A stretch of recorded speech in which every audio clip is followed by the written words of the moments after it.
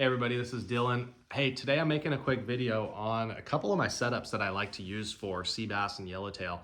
And I have a new one that I brought to the table today too, that I'm excited to share with you guys. So first things first, sea bass, yellowtail. A lot of people think when you fish for those, you fish dropper loop. And that's the case for a lot of times and a lot of situations, but there's also other ways to fish them. So first things first though, we'll talk about dropper loop. And what I have here is my favorite setup for dropper loop. I've fished quite a different things, but this is what I've landed on. So this is a Turn 600 Narrow made by Accurate, built in the USA. This is a great reel, and it's a narrow and it's tall. I like the line capacity on it. It's great to second as a yo-yo jig rod as well. And it's paired with a Seeker 40 to 60 pound rod. It's actually the SSR 7650, I believe. Yeah, 7650, and it's a 7'6" rod. Easy to handle, easy to manage.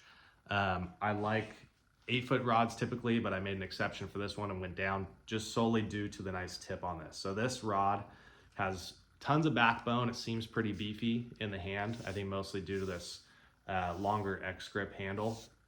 That protects the rod if it hits the rail or if you lay it on the rail. But even though it's a beefy rod, it has this nice tip on it. So for sea bass and their head shakes, you want to have that nice tip on the rod. But I also like to have backbone because I like to get the fish in the boat pretty quick. Longer the fish is in the water and you're fighting it, I think the better chance it has to pop off, for the hook to bend, for line to break, for seal to eat your fish. The quicker you can boat your fish, the better off you're gonna be, from my experience. So I've seen it a lot too. I've seen guys, play with their fish in the water. They just love fighting the fish, so they try to, maximize that time. And the next thing you know, when they go to, get it up to the boat, a seal's there waiting for it. So second setup that I like, this is going to be a Talica 8. This is a 30-pound setup for me. I like to go mono on here, 30-pound mono. This seconds as a lighter dropper loop setup during the day, or I tie on a Leadhead and throw a couple squid on it and I'll fish it that way as well. So this is cool, live bait, Leadhead, squid fishing, anything of that sort. So this is paired with another Seeker SSR rod. This is a 20 to 40 pound, it's an 8-foot. And this thing has also a nice tip on it, but it's stiffer in the midsection. It's actually Seeker custom made this rod as a swim bait rod.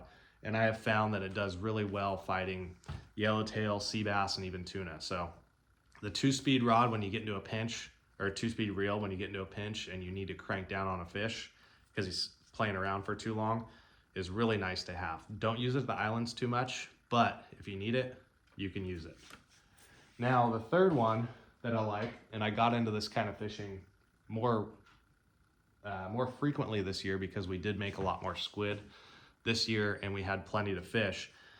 And I found that I didn't really have anything to fly line squid. So I got together with the team at Hogan's.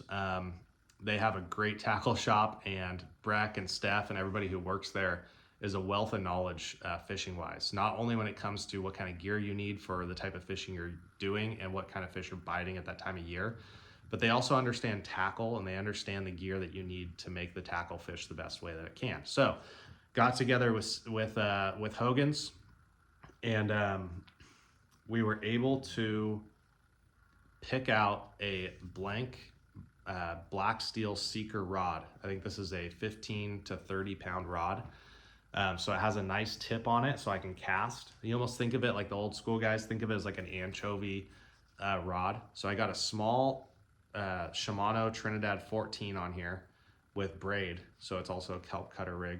And I got a light rod with a nice backbone on it so that I could really lean into a cast and get either a Leadhead with a squid on it or just 2 squid on a hook, fly line squid, out and fishing around the boat. So this has been fun. I've caught small yellowtail on this, up to about 10 pounds. I've also caught some nice calico bass on it. Haven't come into or run into a bigger fish on it yet, so I'm excited to see what happens. But this is my new weapon for this year, and I'm very excited to fish it. Super light in the hands. It almost feels too light, so we'll see how it does on a bigger fish. But man, this thing's very versatile. I did go with the kelp cutter and a lot of spectra, so I could use a fluorocarbon leader. But if I get hooked on a big fish and it runs in the kelp, I have a chance of cutting out some kelp and getting that fish in the boat. So that's it for today. So we got a couple setups there for you to look at and to reference, I guess, if you're either building out your set or if you are just looking to, get a new setup for fishing sea bass and yellowtail. So if you guys have any questions, I'm here to answer any questions you have. I appreciate you watching the video. And feel free to leave some comments. I'm curious what you think of my setups, and I'm curious to hear what you have for your setups and how you like to fish them. So thanks for tuning in. We'll talk soon.